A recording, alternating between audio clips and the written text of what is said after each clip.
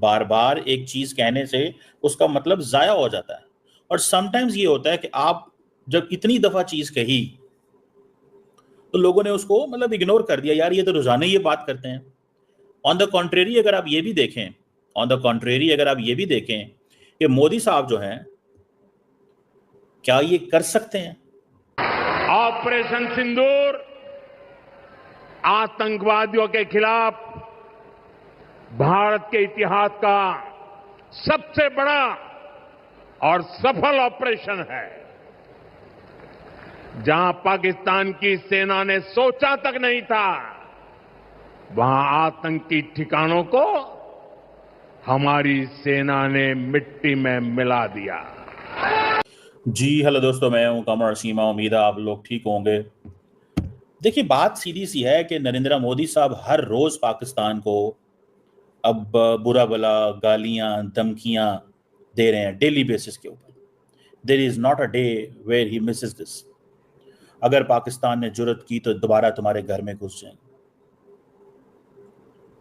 मतलब एक दिन, 2 दिन, 3 दिन, 4 दिन, पॉलिटिक्स है, हम इस चीज को समझते हैं।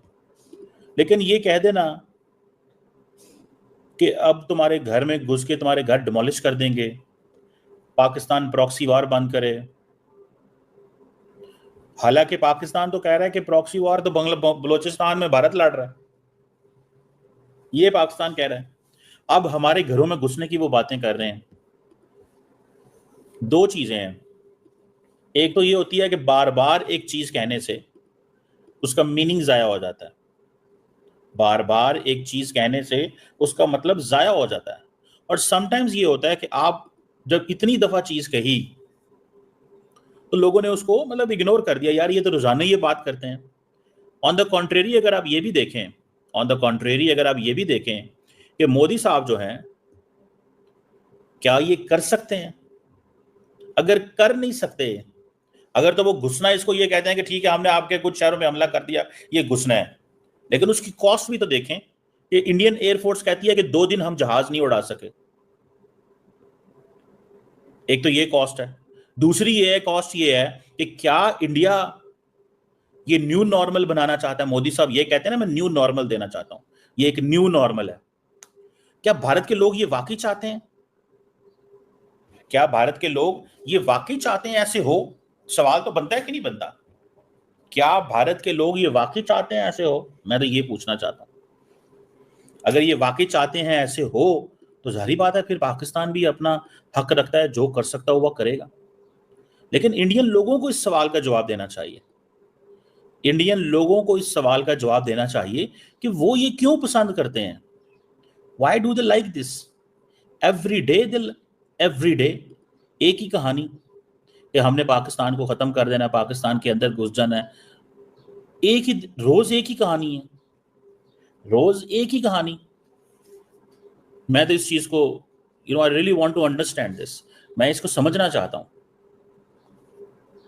कि क्यों रोजाना एक ही बात की जा रही है कि पाकिस्तान के हमने अंदर घुसना है और आपके घर डिमोलिश कर देने हैं। और दुनिया के अंदर कोई मुल्क ऐसा नहीं है जो इसको समझ रहा हो कि यार ये मोदी साहब क्यों ऐसे करते हैं बार बार। पाकिस्तान के वजीर आजम आपको पता है पिछले 4 दिनों में तुर्की, ईरान, अजरबैजान, ताजिकिस्तान थे। अब वो चाइना, सऊदी अरेबिया और बाकी जो गल्फ ममालिक हैं वहां पे जा रहे हैं, यूएई, कतर, कुवैत, बहरीन और ओमान। और वह वहां पे जाके बताएंगे कि भाई साहब भारत क्या कर रहा है हमारे साथ। 4 मुल्क पहले गए, 5 मुल्क और जाएंगे।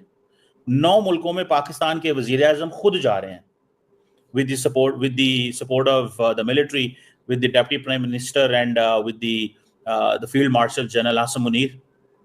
और जाके बताएंगे कि रोज हमें धमकियां दी जाती हैं, रोज हमें कहा जाता है कि हम तुम्हें धूल चटा देंगे। जय हिंद साथियों, स्वागत है आपका अपने चैनल एमके हिंदुस्तानी वॉइस में। दोस्तों, प्रधानमंत्री नरेंद्र मोदी जी के तेवर देखकर अब पाकिस्तानी मीडिया के कमर चीमा को बहुत ज़्यादा मिर्ची लग रही है। जिस तरीके से आपने देख लिया और पूरा वीडियो देखने के बाद आपको ये पता चल गया होगा कि कमर चीमा को किस तरीके से मिर्ची लगी हुई है। दोस्तों, अगर आपको पाकिस्तानी मीडिया के हलचलों के बारे में और ज़्यादा से ज़्यादा वीडियो देखने हैं तो चैनल को सब्सक्राइब कर लीजिए और वीडियो को एक लाइक कर दीजिए। पाकिस्तान को आतंक की बीमारी से मुक्त करने के लिए पाकिस्तान के अवाम को आगे आना होगा, पाकिस्तान के नौजवानों को आगे आना होगा। सुख चैन की जिंदगी जियो, रोटी खाओ, वरना मेरी गोली तो है ही।